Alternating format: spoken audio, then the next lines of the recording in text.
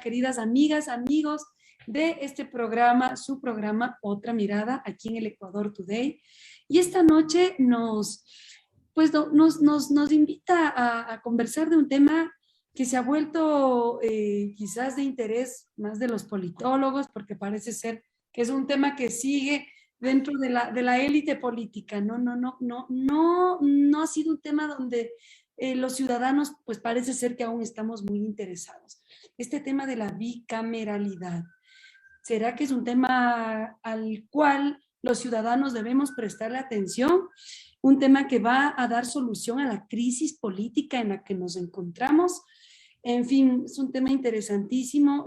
Creo que ha sido parte de la discusión, ¿no?, de la ciencia política, de expertos en el derecho, y para eso tenemos esta noche con nosotros al doctor Richard Ortiz.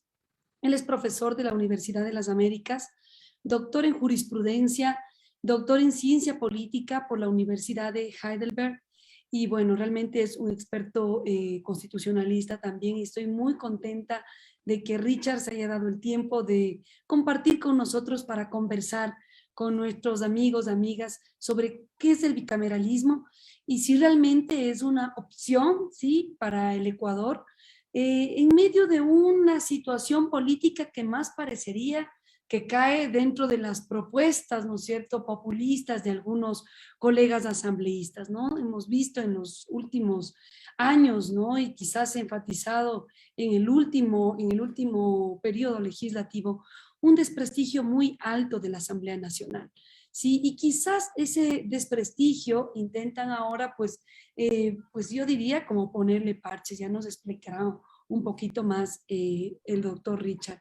Y quizás ante esto, pues circula dentro del ambiente político esta idea de las dos cámaras legislativas, que ya lo teníamos, ¿no? Ecuador también fue un país que en algún momento pues tuvo Senado.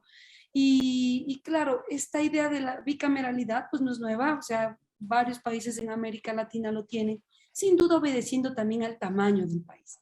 Así que bueno, vamos a darle la bienvenida a Richard. Richard, ¿cómo estás? Muchísimas gracias. ¿Qué opinas del bicameralismo? ¿Sí? ¿Y cómo te suena a ti esta idea para el Ecuador? Buenas noches, ¿cómo estás? Buenas noches, mi querida Verónica. Muchas gracias por la invitación. Yo creo que el bicameralismo es un buen pretexto para discutir la crisis política en el Ecuador, que no es de los últimos años. Si uno conoce la historia política del Ecuador desde la fundación de la República hasta la presente, ve que hay una serie de problemas estructurales que se van repitiendo, tanto en la vida política como en la vida democrática del país. Como tú decías, es cierto, realmente la experiencia con el sistema bicameral es, tomando en cuenta toda la historia política ecuatoriana, es mucho más larga. Hemos tenido 150 años de experimento bicameralista solamente desde la última constitución, desde la constitución de 1979, con la cual regresamos a la democracia después de la última dictadura de 1972-79, inauguramos una fase unicameral en el Ecuador. La Constitución de 1979, que es la Constitución de Transición Democrática, establece de manera estable la experiencia unicameral en el Ecuador, que dura hasta ahora. La Constitución de 1998 vuelve a ratificar la estructura unicameral del Parlamento, y la Constitución del 2008 cambia el nombre del Parlamento, pero mantiene una estructura unicameral. Para los que están escuchando, cuando hablamos de bicameralismo, estamos hablando de la estructura interna de los parlamentos. Y los parlamentos, por su estructura interna, se dividen en parlamentos bicamerales, es decir, que hay dos cámaras, normalmente una cámara alta llamada Senado y una cámara baja llamada Cámara de Representantes, Congreso Nacional, depende de las tradiciones históricas y depende de las tradiciones de cada país. Y los sistemas unicamerales son aquellas en que la función legislativa solamente tiene una sola cámara. ¿Y cómo explicar el surgimiento del bicameralismo, del unicameralismo? Esto tiene que ver con la historia del desarrollo de los parlamentos, que empieza, como todo el mundo sabe, en Inglaterra, y tiene que ver primero con la estructura social, luego tiene que ver con la forma de Estado, si la forma de Estado es unitario o es federal. También tiene que ver con el sistema de gobierno, si es un sistema presidencialista, parlamentario, y en su funcionamiento y en su rendimiento tiene que ver con la configuración de los partidos políticos y en la composición y en la diferente integración de las dos cámaras tienen que ver con las reglas electorales y también con el funcionamiento ya individual de cada uno de las cámaras tiene que ver también con la cultura política de cada país. Así que todos estos temas se combinan en una constelación compleja que se debe analizar, sobre todo con respecto al Ecuador. Claro, interesante esa introducción que nos haces, Richard, porque de alguna manera también nos pone a discutir cuáles serían las ventajas, en el caso ecuatoriano, de aplicar un sistema bicameral. ¿Hay ventajas? ¿O tú dirías que quizás, como bien lo señalas, también responde a la crisis política que estamos viviendo los ecuatorianos, pues quizás más como una justificación ante no poder hacer las cosas ni siquiera con la única cámara que tenemos? ¿Hay ventajas para esto, Richard, o tú verías más bien desventajas? En cuanto a la situación actual, podríamos decir que el bicameralismo es una mala receta para un mal diagnóstico.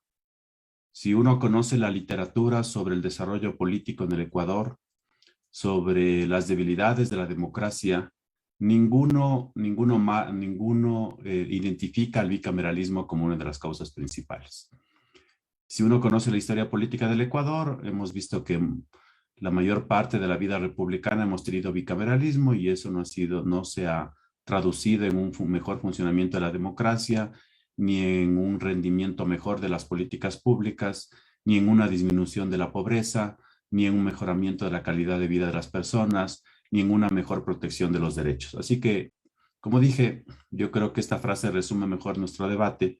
Creo que el bicameralismo es una mala receta para un mal diagnóstico. Así es, Richard, y quizás también bajo ese planteamiento que tú haces, ¿no es cierto?, una mala receta para un mal diagnóstico, entonces tendríamos que empezar, y quizás esa sería la función de nuestros legisladores, hacer un buen diagnóstico de lo que está ocurriendo en el Ecuador, de lo que está ocurriendo en la Asamblea, ¿no? O sea, de alguna manera, esta propuesta que ahora surge, ¿no es cierto?, también tendríamos que ver desde dónde sale la propuesta, ¿no? ¿Qué te dice a ti, no sé, el legislador Villavicencio, que es quien está proponiendo esta nueva forma de entender la legislación en nuestro país? ¿Desde dónde lo analizarías? Yo creo que más que responsabilidad de los legisladores, es primero responsabilidad de la academia, es responsabilidad incluso de la opinión pública, de los medios de comunicación, debatir seriamente este tema. El asambleísta Villavicencio es un tema que lo cogió al vuelo, ¿no? Es decir, se reunió con el presidente de la República, se estaba hablando de una consulta popular, la ministra de Gobierno también ha dicho que se va a hacer una consulta popular, lo que no ha dicho todavía son los temas. Obviamente que el debate sobre el bicameralismo ya ha estado presente en el Ecuador, hay varios proyectos de reforma que sostienen un rediseño de la estructura de la Asamblea Nacional, pero ninguna de estas reformas ha logrado ser aprobada en la Asamblea Nacional. Aquí también hay que tomar en cuenta que en la reforma de la Constitución, según nuestro modelo constitucional, juega un papel fundamental la Corte Constitucional. Y eso tiene que ver con los procedimientos de reforma. Y la Corte Constitucional ha dicho que este rediseño de la Asamblea Nacional tiene que ser hecha por el procedimiento de reforma parcial, que es un procedimiento mucho más complicado. Es decir, es un procedimiento que lo puede proponer primero la ciudadanía. Han habido propuestas ciudadanas, realmente las propuestas del cambio vienen de la ciudadanía. Luego pasa a la Asamblea Nacional, que lo tiene que discutir por 2 veces, y ahí tienes una fuerte barrera para el cambio, porque los legisladores no quieren cambiar su estatus. El tema del cambio de la estructura, del rediseño de la Asamblea Nacional, como todos los cambios institucionales, son cambios de la redistribución de poder. Y los asambleístas ya lo dijeron en su informe a segundo debate de la reforma constitucional, que ellos no estaban de acuerdo con el bicameralismo. Y los argumentos que dieron básicamente es que históricamente el bicameralismo no ha dado buenos resultados. Segundo, que un bicameralismo crearía un actor de veto adicional que podría bloquear la legislación. Y tercero, que obviamente habría más costos para el Estado. Así que los mismos asambleístas, ya en el proceso de reforma de la Constitución, no están de acuerdo con el sistema bicameral. Y después de pasar esa barrera, la última barrera es una consulta popular donde los ciudadanos deberían estar de acuerdo con este cambio. Así que el propio cambio en sí mismo, en términos procedimentales, es muy complicado. Exactamente, quizás caemos en ese fetichismo legal, ¿no? De asumir que con el nacimiento de estas nuevas instituciones, solamente con ello, pues vamos a resolver los problemas del país, como tú bien lo anotas, Richard. Bueno, pero aquí sería interesante también que podamos extrapolar, sí, a la sociedad, qué es lo que está pasando en la Asamblea, porque de alguna forma volvernos a entrampar, ¿sí? En el diseño institucional, pues daría más largas, no sé tú qué opinas, al verdadero trabajo de la Asamblea. Creo que los ecuatorianos, las ecuatorianas estamos viviendo, no hemos salido de la sensación, ¿no es cierto?, de crisis que nos ha dejado esta pandemia. Y parece ser que los asambleístas no lo tienen claro. O sea, llevan ya, ¿no es cierto?, un periodo interesante, importante, donde podrían estar ellos desde la Asamblea legislando para poder dar esas soluciones y nos volvemos a entrampar en el diseño institucional. ¿Por dónde iría esto, Richard? ¿Tú qué opinarías? ¿Cuál sería la función de la Asamblea en este momento? Yo creo que la reforma institucional sí es importante, ¿no? ¿Por qué uno vuelve a la reforma siempre, ¿no? Explícanos, por Vuelve, favor. sí, Explícanos. uno vuelve siempre a la reforma porque los canales institucionales son más fáciles de reformar. Porque lo de fondo, podemos hablar también de los temas que realmente explican la crisis política en el Ecuador, la debilidad de la democracia, tiene que ver con problemas estructurales. Y el problema estructural, y en esto coinciden los que hacen sociología política, es la fuerte desigualdad que se vive en el país, la mala distribución de la riqueza. Mientras eso no se corrija, el sistema político no funciona bien. Otro de los factores es la cultura política que hay en el Ecuador, es decir, tenemos políticos, una élite política irresponsable, una élite política que piensa a corto plazo, una élite política que piensa en intereses particulares o en intereses locales muy determinados, y eso explica mejor el funcionamiento del sistema político.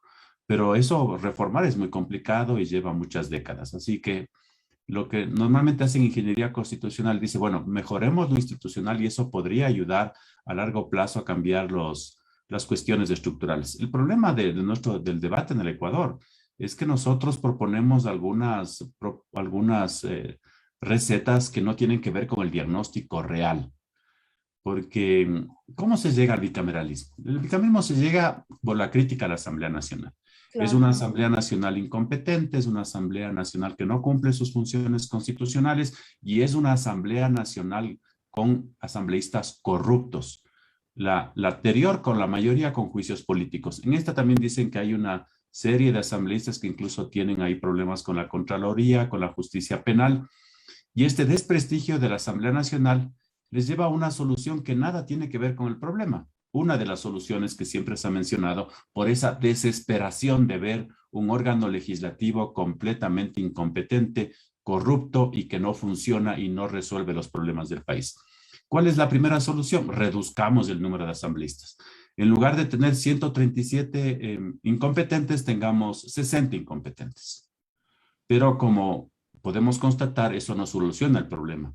Claro, eso te iba a decir, ¿no? Porque imagínate, también ahí estaríamos perjudicando la misma representación. Yo de verdad te digo, no creería que una solución sea bajar el número de asambleístas, o sea, de alguna forma obedece también a la población, al crecimiento poblacional, deberíamos estar representados. ¿Quiénes serían esos 60 asambleístas? Y quizás ya sabríamos quiénes serían, ¿no? Los mismos están pensando en que serían los próximos senadores, o sea, una cámara de notables, ¿no?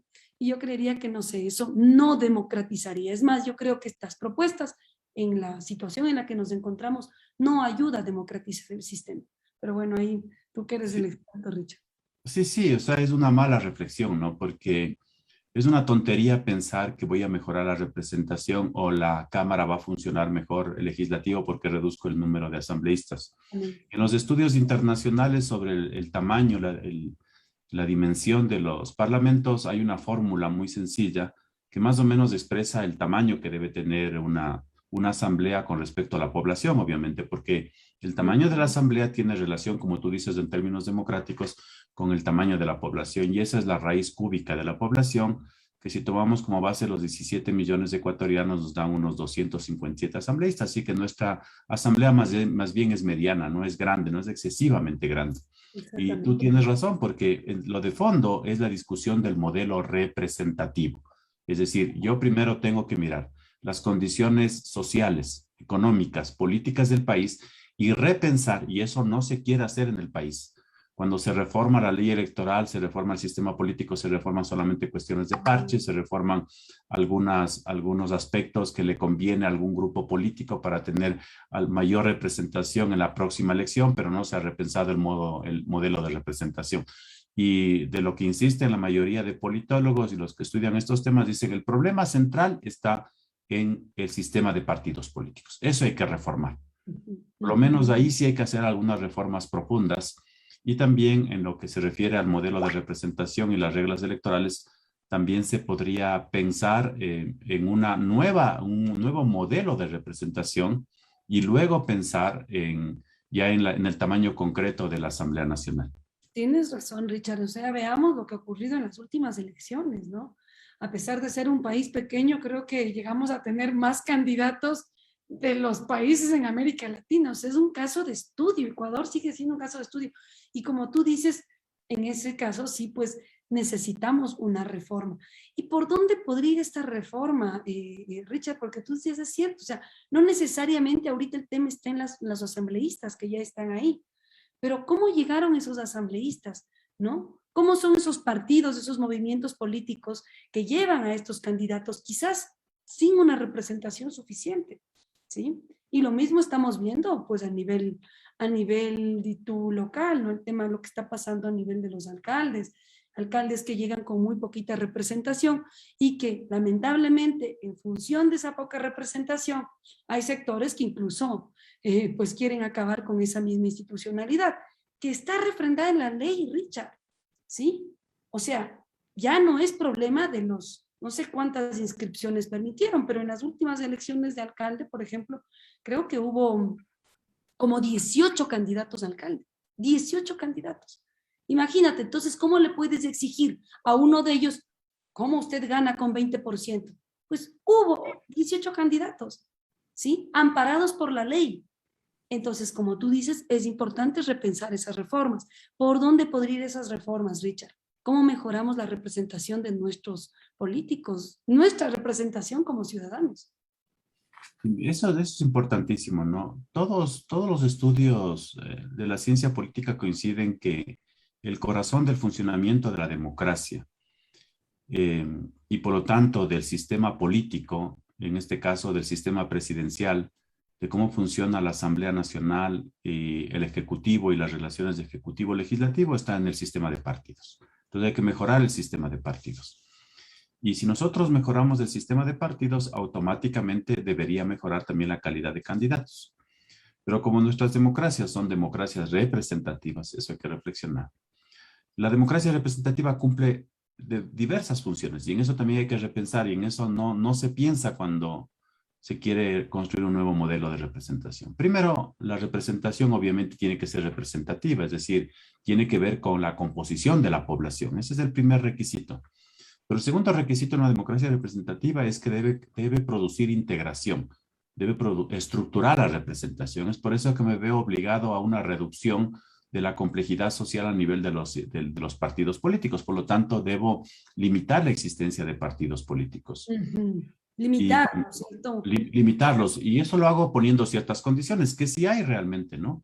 Si nosotros leemos el espíritu de la Constitución, el espíritu de la Constitución es que primero haya partidos políticos ideológicos, ¿no? No partidos políticos o movimientos que parecen representar más bien a una Familias. firma de venta como dice el constitucionalista Ollarte, de yogurts o de otras cosas, ¿no? Así O de es. productos o de golosinas, sino partidos políticos con una ideología, así dice la Constitución, que representan la pluralidad del pueblo.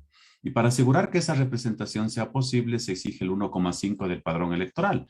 Y yo estoy seguro de todos los escándalos que ha habido en el Ecuador, que sí hay los requisitos, pero una de las debilidades fundamentales también del sistema político ecuatoriano es la debilidad de la autoridad electoral, ¿no? Que no vigila el cumplimiento de esas reglas.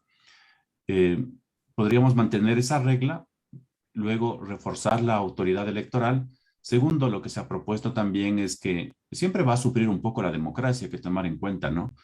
No hay ninguna solución perfecta, pero una solución podría ser que solamente los partidos nacionales, organizados nacionalmente, los movimientos nacionales, presenten candidatos a las candidaturas nacionales, que serían asambleístas y presidentes de la República, que los partidos provinciales y cantonales deberían desaparecer, los movimientos de las parroquiales rurales, me parece, podrían haber una organización de ciudadanos, pero no necesariamente partidos políticos, que presenten las candidaturas a las elecciones locales y así repartir en esa doble lógica entre lo nacional y lo local. Eso podría estructurar mejor el sistema de partidos, porque de lo que estamos hablando es que en el Ecuador deberían haber máximo 5 partidos políticos nacionales importantes. No creo que la diversidad ideológica del Ecuador dé para 30, 40, 50, 60 partidos políticos. Ujú. Pero esta fragmentación o el espíritu de esta fragmentación, cuando se empezó a reconstruir la ley, incluso en el mismo Código de la Democracia, estaba en función de generar mayor participación y mayor equidad, lo decían a nivel local. Pero lo que vimos es pues, que el efecto fue totalmente dañino para el mismo espíritu de esa representación. Y quizás se da en un momento, Richard, no sé si tú coincidas conmigo, donde teníamos casi un sistema de partido único, de movimiento único, ¿no? Y que de alguna manera esta fragmentación de la representación ayudaba a este partido del gobierno. Pero en un caso donde no haya más partidos, no podríamos hablar aquí de un solo partido mayoritario, pues obviamente la representación se fragmenta a tal nivel que la gobernabilidad es la principal perjudicada y nosotros como ciudadanos, al tener ese entrampamiento que ya lo vivimos en la asamblea anterior, y que para tener la salida de una ley, ¿sí? Al tener tantas voces, pues tienes que o comprar los votos o darles, no sé, el hospital o darles lo que propongan, ¿no? Que fue la vergüenza que vivimos en el gobierno anterior, con la asamblea anterior. Algo parecido podría pasar con esta asamblea, Richard. O sea, el nivel de división podría ser muy parecido. Pero por supuesto, ¿no? Es decir, la historia del presidencialismo ecuatoriano, y aquí introducimos esta variable importantísima en el debate, ¿no? La variable presidencial, porque la variable presidencial también tiene que ver con el bicameralismo. Es decir, si introducimos el bicameralismo, tendríamos prácticamente 3 actores de veto, porque el presidente también es colegislador. Entonces, ¿cuál es la historia del presidencialismo ecuatoriano? Lo que se denomina el gobierno dividido, presidente siempre con minorías parlamentarias. Si nosotros revisamos bien la historia política del Ecuador, el único presidente que tiene una mayoría absoluta es Rafael Correa y del 2013 al 2017. Ajá. También Lenín Moreno, pero la mayoría de Lenín Moreno se destruye rápidamente. Así que esta tesis del partido predominante que algunos describen, y aquí como la gente siempre se apresura, dice el Ecuador cambió de un sistema de multipartidismo fragmentado a un sistema predominante. Según Sartori, por lo menos debería ser predominante un partido que gana 3 elecciones con mayoría absoluta, y eso nunca ha sucedido en el Ecuador, ni siquiera en la Revolución Ciudadana con Rafael Correa. En el 2009, después de la aprobación de la Constitución, Rafael Correa no tenía mayoría absoluta en la Asamblea Nacional. En el 2013, que es la victoria definitiva, como ellos le llamaban, obviamente con reformas a la ley electoral, con la introducción del sistema de Hunt y con el diseño de las circunscripciones en Guayas, Pichincha y Manabí, ellos logran una mayoría aplastante de 100 de 137 asambleístas, y es el único gobierno que se puede llamar un gobierno unificado, en que el presidente contaba con un apoyo tan abrumador en la Asamblea Nacional que no solamente le permitía aprobar las leyes que él quería, ahí se aprueba, por ejemplo, la ley de comunicación, sino que incluso lleva a cabo una reforma constitucional en la propia Asamblea. Lenín Moreno también tiene una asamblea absoluta, una asamblea con mayoría absoluta, pero que se destruye. Así que esta historia de los presidentes con gobiernos divididos y además con un enfrentamiento constante entre presidente y Asamblea Nacional se va a repetir ahora. Mm, Lo que tú decías de esta compra de votos, lo que Andrés Mejía llama a estas coaliciones fantasmas, ¿no? Es ujú. decir, la necesidad que se ve el presidente para conseguir solamente votos para una decisión en la Asamblea Nacional, repartiendo lo que sea, se va a repetir ahora. A menos que el presidente, por eso también hay la propuesta de hacer una consulta popular, viendo que la Asamblea Nacional no es un medio confiable para llevar a cabo algunas decisiones políticas, recurra a la consulta popular para preguntarles algunas cuestiones importantes a los ecuatorianos y para hacer algunas reformas a la Constitución. ¿Qué preguntas podrían ir en esa consulta, Richard? Seguro tú y con tu equipo importante que tienes en la universidad, seguro ya están analizando cómo podría ir esa consulta. Ya hay algunas preguntas que se dicen, pero bueno, ya por lo pronto nos han dicho que quizás va y va el próximo año, pero de que va la consulta, va. ¿Cuáles preguntas creerías tú que deberían encaminar esta reforma, por lo menos esta reforma para arreglar un poco esta crisis política que tenemos? Bueno, o sea, lo que se piensa es primero en el problema del Consejo de Participación Ciudadana y Control Social. Es un tema recurrente. Mm, De todos los órganos del Estado, de la Constitución del 2008, el órgano más criticado, el más desacreditado, sobre el cual más reformas han existido para quitarle sus competencias, incluso para eliminarlos, es el Consejo de Participación Ciudadana y Control Social. ¿Y por qué? Porque el Consejo de Participación Ciudadana y Control Social tiene una función fundamental en la política, que es nombrar. En mm, política, nombrar es una competencia muy poderosa, porque el que nombra puede influir en la designación y puede influir después en el designado, y eso le da mucho poder. Así que con la experiencia del Consejo de Participación Ciudadana durante la Revolución Ciudadana y también en los últimos años se ve que es un órgano determinante en la composición política de todo el sistema político, de todo el Estado. Así que no me extrañaría que en esa consulta vaya, no la eliminación, porque no se puede hacer por consulta la eliminación, esto ya lo dijo la Corte Constitucional, pero sí el cambio de competencias de la designación que vuelvan a la Asamblea Nacional. Ahora, eso también es un Realmente los problema. organismos, claro, y lo que quisieran, pues es como tú lo señalas, el tema de los organismos de control, ¿no? Que creo que es lo que más ha causado revuelo los últimos meses. Estamos viendo ahí temas del mismo Contralor que sigue entrampado y que tenemos un consejo que no ha logrado dar una salida. Pero bueno, más allá de las fallas que ha tenido, yo digo que como representación, ¿no es cierto?, de los ciudadanos, y que no es un proceso reciente, ¿no? No es algo que vino con la constitución anterior, sino incluso años anteriores ya movimientos ciudadanos se pronunciaban en el hecho de poder ser, ¿no?, o poder generar desde la ciudadanía este espacio de poder controlar a las autoridades. Que no lo vería mal, no sé si tú te acuerdas, creo que era el Comité Anticorrupción ya tenía incluso un nombre en la misma Constitución del 98, ¿no? Que ahora pues se hizo un poquito más claro en la Constitución del 2008, sí, y bueno, ahora con el Consejo de Participación Ciudadana. Pero yo diría, no es un problema de la institución, ¿sí? Un problema es del mal uso que están haciendo esta institución, Richard.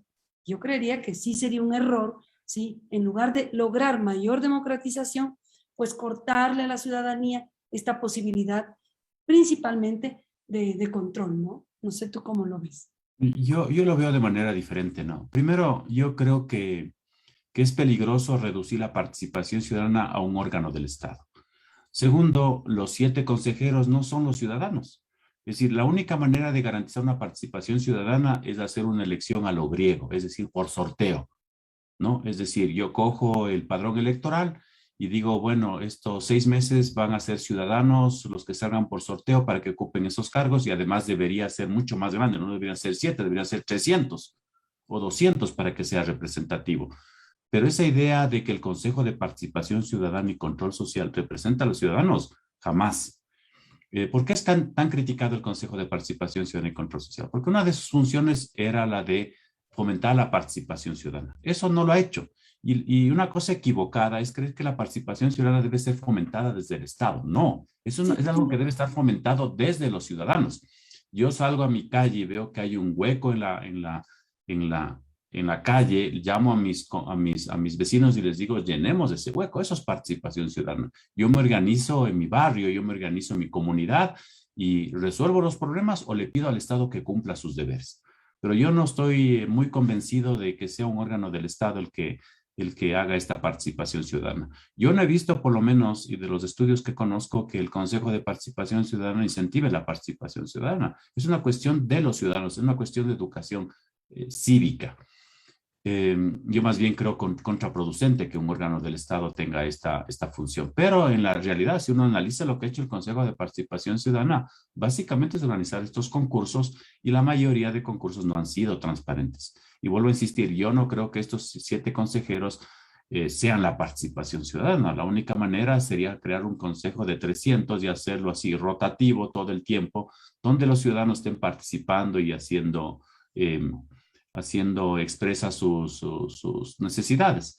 Pero eso era posible en la democracia griega, donde solamente participaban los hombres, los varones de 21 años, estaban excluidas las mujeres, estaban excluidos los esclavos y además tenían todo el tiempo libre y podían discutir en esos debates. En un estado que tiene más de 17 millones de habitantes, esa idea de poder incluir dentro del estado una participación directa es mucho más compleja.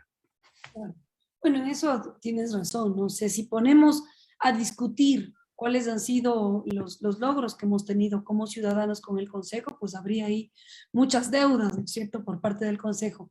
Pero yo te digo, como espíritu de lograr tener organizaciones sociales que no necesariamente pasen por los partidos políticos, por los movimientos, pues era algo interesante. Y más en el tema del control. Sin duda, creo que el espíritu de la misma institución no ha llegado a los ciudadanos a tal punto que bueno, si esta pregunta sale en la consulta popular, seguramente sabremos cuál es el resultado, porque también la propaganda que se ha hecho desde el gobierno, ¿no? Parece que no ha sido la mejor. Ahora habrá que ver cuál es el empoderamiento que tienen organizaciones sociales, ¿no? Si realmente creen que esta es una vía para poder presionar también al Estado que haga lo que tenga que hacer. Ahora, eso en torno al Consejo de Participación Ciudadana. Quizá otra de las preguntas, como tú ya lo mencionabas, también vaya encaminada a esta reforma, quizás incluso del Código de la Democracia, ¿no? ¿Se podría hacer en esta consulta popular? ¿Tendrías tú ahí algunas líneas para ir pensando en cómo resolvemos el problema entrampado en el que se encuentra la Asamblea Nacional? Yo creo que se podrían incluir algunas preguntas sobre los partidos políticos y el sistema electoral. Tomemos en cuenta que ya en el 2023 tenemos elecciones locales. Yo creo que todos los políticos piensan políticamente, así que en poco todos estaremos pensando en clave de elecciones locales. Eso es muy importante. Entonces, ¿qué podemos hacer en el sistema de partidos? Las reformas al sistema de partidos es una reforma constitucional también. Algunas son a nivel legislativo. Yo creo que se podría intentar ahí, por ejemplo, esto es importante, ¿no? Porque yo estoy de acuerdo con la democracia, yo estoy de acuerdo con la participación. Bueno, eso esperamos, Richard. Sí, sí, pero tú misma mencionaste el concepto de gobernabilidad. Entonces, las instituciones democráticas son multifuncionales, ¿no? Cumplen la función de representación, cumplen la función de participación, pero también deben cumplir la función de gobernabilidad. Y mientras que la función de representación y participación me dice, deje participar a la gente, la de gobernabilidad me dice, estructura esa participación. Entonces yo debo encontrar un término medio entre las dos. A veces en el debate, incluso cuando se justifica estos cambios de método, del de Honda, de Webster, siempre está el tema de la mayor participación, de la representación de las mayorías, sin tomar en cuenta también que el sistema necesita cierto nivel de concentración, cierto nivel de gobernabilidad. Entonces hay que combinar las dos cosas. Yo debo intentar lograr la mayor participación posible, pero también lograr que haya una gobernabilidad. Y cuando yo hablo de gobernabilidad, estoy hablando de que el presidente tenga una mayoría más o menos decente en la Asamblea Nacional. Entonces ahí tengo que forzar una serie de mecanismos institucionales. Por ejemplo, en Bolivia, yo podría decidir que lo más extremo es que parte de la Asamblea Nacional se elija la misma papeleta del presidente de la República. Entonces, algunos pueden pensar que no es muy democrático, no es muy participativo, pero es un mecanismo en el que asegurarle que el presidente tenga por lo menos cierto respaldo parlamentario. Otra de las medidas que uno piensa es que la elección de asambleístas sea en segunda vuelta presidencial, cuando ya sé cuáles son los dos candidatos que me tienen mejores oportunidades.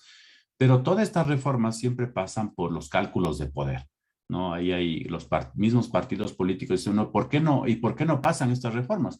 Porque a los que les afecta son los que hacen la reforma, y es por eso que casi siempre se quedan bloqueadas estas reformas políticas en el Ecuador. Así es, sí, sí, y habrá que ver cuáles son esas reformas, ¿no? Imagínate, las últimas elecciones pues se hizo con el método Webster, ¿no? Y bueno, pues ya vimos la fragmentación que ocurrió. Y sin duda yo creo que también tuvo una intencionalidad de no permitir que uno de los partidos, sí, que podía tener una representación popular más interesante, más importante, llegue a tener más números o más escaños en la asamblea. Pero bueno, yo creo que también esos son los juegos democráticos que no se pueden entender, ¿sí?, sin los intereses de estos partidos, sin los intereses de los políticos. Y ojalá, pues creo que si estamos en ese plan de decidir para dónde va nuestro país, para dónde va la política en nuestro país, sea primordialmente el bienestar, ¿no es cierto?, de la institucionalidad, el bienestar de todos los ecuatorianos, lo que prime y no los intereses particulares, ¿no es cierto?, de nuestros movimientos, de nuestros partidos políticos. Quizás, Richard, aquí un tema más que nos gustaría ir precisando para también ya ir cerrando nuestra entrevista, es si se plantea el tema del bicameralismo en la consulta popular, ¿podría esto resultar como una reforma? ¿No tendríamos que ir quizás a una reforma constitucional? Creo que no basta la consulta popular, ¿verdad? Tendríamos que hacer prácticamente una reforma en la Constitución. ¿O cómo lo verías tú? Bueno, para esta pregunta yo tengo que hablar sobre algunas cuestiones técnicas de la reforma constitucional. Pero antes quisiera hacer un comentario, ¿no?, sobre esto del Webster. Mira, es cierto, es decir, ¿qué evitó el Webster? Que el partido más grande en la Asamblea, que en este momento es UNES, hubiese tenido casi una mayoría absoluta. Pero el problema de esto, en cambio, es que el partido de gobierno tiene un pequeño grupo de asambleístas. Entonces, ese es siempre el dilema. El dilema es, ¿permito que la asamblea tenga una composición política distinta al ejecutivo? Parece muy democrático. Pero el problema en el funcionamiento, en cambio, de la gobernabilidad, lo deseable es que el presidente tenga una mayoría, no importa quién sea el presidente, pero en un sistema presidencial, lo deseable es que el presidente tenga un apoyo parlamentario leal y sólido en la Asamblea Nacional. Y si nosotros fuéramos más civilizados, ese apoyo parlamentario no debería ser necesariamente de un partido, podría ser de coalición, pero una verdadera coalición donde los partidos políticos se sientan en una mesa como hacen en otros países y hablan sobre los principales temas del país, se ponen de acuerdo sobre temas, no sobre hospitales, ni sobre medicamentos, ni bolsas para cadáveres, sino sobre los temas principales del país. Y eso no funciona en el Ecuador. Bien, ahora sobre la reforma constitucional, y esto es importante porque la mayoría de ciudadanos no tienen presente realmente, ni algunos políticos tampoco, de la complejidad de la reforma constitucional.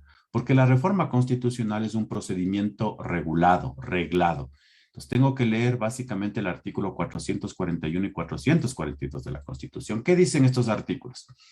Dice que la reforma primero se puede hacer por referéndum, como lo hizo el presidente Correa en el 2011, que hizo una reforma importante que sobre todo tenía como corazón la reforma al Consejo de la Judicatura, o la reforma del 2018 que hizo el presidente Lenín Moreno, con el que volvimos a la prohibición de reelección y al rediseño del Consejo de Participación Ciudadana y Control Social. Entonces, mediante consulta popular sí puedo reformar la Constitución, artículo 441.1. Pero también por el 441.1, 441.2 puedo hacer la reforma también a través del trámite parlamentario, que es lo que hizo la Revolución Ciudadana en el 2014 y 2015, y la principal reforma era la reelección indefinida. Así que sí hay esas dos posibilidades. La que más se ha utilizado es la consulta popular, pero esta reforma tiene varios limitantes que la Corte Constitucional determina. Ya la Corte Constitucional ha dicho que, por ejemplo, esta reforma del Consejo de Participación Ciudadana, su eliminación no se puede hacer mediante consulta, porque hay ciertos limitantes. Primero, yo mediante consulta popular no puedo afectar la estructura fundamental de la Constitución, el carácter de elementos constitutivos del Estado, restringir derechos y garantías y cambiar el mismo procedimiento de reforma. Así que el segundo procedimiento que me queda es del 442. Ese, en cambio, implica trámite parlamentario y asamblea. Ese es el debate. Es por eso que cuando el presidente de la República escoja los temas, solamente puede escoger temas que pueden tramitarse a través del 441. Y esa consulta que vaya a hacer el presidente de la República pasa primero por la Corte Constitucional. La Corte Constitucional es la que sirve de tamiz para determinar qué temas se pueden hacer mediante consulta popular o requieren necesariamente una reforma parcial e incluso una asamblea constituyente. Perfecto, perfecto. Sí, y bueno, habrá que ver, ¿no? Porque esas reformas, yo diría muchas de ellas son necesarias, pero habrá que ver también, como tú señalas, bueno, hasta qué punto eso se afecta también con la estructura, ¿sí? De la misma Constitución, ¿no? En el caso de la actual Asamblea, pues tenemos la bancada del Acuerdo Nacional. Sí, parece ser que ha ido también ganando espacio.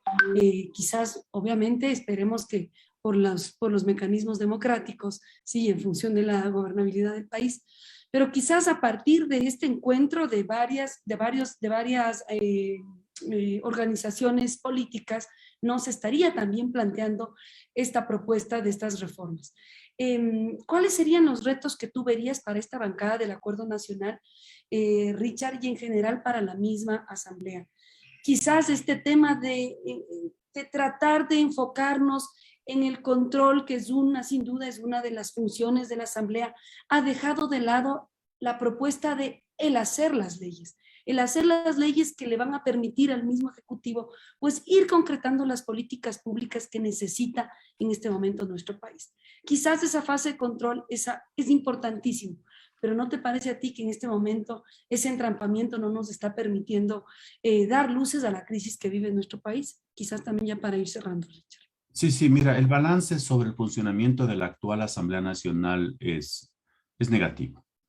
Es decir, esperábamos algo diferente, ¿no? Cada elección, eso también es una de las ventajas de la democracia, que es un gobierno temporal. Entonces uno tiene la esperanza que a los 4 años la situación va a cambiar y la gente va a votar muy ilusionada un día domingo con que la Asamblea Nacional funcione diferente. Pero estamos viendo que no funciona diferente.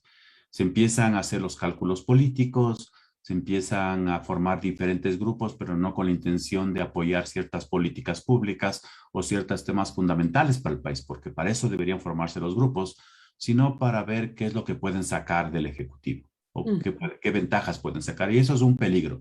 Es un peligro para el funcionamiento de todo el sistema político y es un peligro también para los ciudadanos y para sus derechos. Es cierto, mira lo que acaba de suceder. El presidente de la República dictó un estado de excepción en la provincia del Oro, en parte en la provincia del Guayas. Y la Corte Constitucional ya ha dicho desde hace tiempos que la Asamblea Nacional, una de las leyes urgentes que debe tramitar es una ley para las emergencias en tiempo de pandemia, porque ya vivimos más de un año, año y medio, un año y medio de la pandemia y todavía no tenemos una ley que regule. El presidente Lenín Moreno, el expresidente, ya envió un proyecto de reforma y ni se ha discutido ni se ha mencionado ese tema. Así que los temas fundamentales del país no se están discutiendo en la Asamblea Nacional. Se están poniendo de nuevo lo típico que hacen las asambleas para retrasar el trabajo, para ganar tiempo, poner resoluciones, decidir cuestiones secundarias, incluso en lo que parecería ser que es la prioridad de la Asamblea Nacional, que es la fiscalización, tampoco está funcionando bien. No hay demasiados cálculos políticos. El tema del contralor es muy peligroso porque ahí está mucha gente afectada y por lo menos hasta ahora la Asamblea Nacional parece ser que no está dando las respuestas adecuadas que necesita el país y la ciudadanía para resolver sus problemas. Así es, Richard. Pues sí, yo creo que nos has abierto el panorama, nos has dejado ahí con algunos temas que yo creería que nos amerita otra conversación, Richard, ¿no? Incluso la misma reforma del Código de la Democracia, tan necesario, creo yo, podría, pues, no sé, invitarnos a un próximo diálogo contigo. El tema de la cantidad, obviamente, no va a ser la solución. Tenemos que pensar en la calidad, nos ha dicho Richard, la calidad de nuestros asambleístas, la calidad de la agenda legislativa, la calidad de nuestros políticos, de nuestros partidos políticos, de nuestros movimientos. Creo que a partir de esa base podemos sin duda pensar en una asamblea más digna, una asamblea que de verdad represente y que esté a la altura de los ecuatorianos y ecuatorianas. Así que pensar en bicameralismos, en reducir el número de asambleístas y volver a este entrampamiento más de forma que de fondo, pues no va a resolver los problemas urgentes que en este momento pues amerita la presencia de nuestra asamblea, que es la primera línea de defensa de nuestros derechos. Yo te agradezco muchísimo, Richard, por tu presencia, por tu tiempo, y ojalá nos acompañes en una próxima ocasión. Quizás unas palabras finales para nuestras amigas y amigos que se han conectado. Muchas gracias, Verónica, por esta invitación. Mira, ¿cuáles son los principios básicos de un buen gobierno? Cuando hablábamos del diseño institucional, ¿no? Primero son las personas. Los estudiantes siempre insisten y dicen, no, ¿por qué para los asambleístas no se exige título de maestría, de PhD? Les digo, no, ahí no está el problema. Lo que nosotros necesitamos es gente comprometida con los intereses del país primero. Gente responsable, es decir, que cumpla sus tareas, y gente honesta, es lo que necesitamos. No necesitamos gente con... La mayoría de asambleístas ahora ya tienen títulos universitarios, y eso hace falta. Si nosotros contamos con las personas adecuadas, con personas comprometidas, responsables, luego viene el diseño institucional. Creamos las mejores vías, como diría Sartori. Sí, sí es importante el diseño institucional, porque el diseño institucional es el sistema vial donde recorren los actores políticos. Si tengo un buen sistema vial, obviamente me va a ayudar, pero si los actores políticos cogen un auto y se pasan los semáforos rojos, estrellan los autos contra las paredes de concreto, obviamente que no va a funcionar. Así que el primer requisito es contar con personas responsables, honestas y comprometidas con el bienestar del país. Esperamos que así sea, Richard, y bueno, a través de este espacio también desearle lo mejor a nuestra asamblea. Creo que el bienestar de la asamblea también será el bienestar de los ecuatorianos y como tal, pues también de la gobernabilidad que necesitamos para que se resuelvan esos problemas. Te agradezco mucho y agradezco a las amigas, amigos que se han conectado, y nos vemos mañana para otra entrevista aquí en Otra Mirada. Gracias, Richard. Muchas gracias, un saludo a todos, buenas noches. Gracias.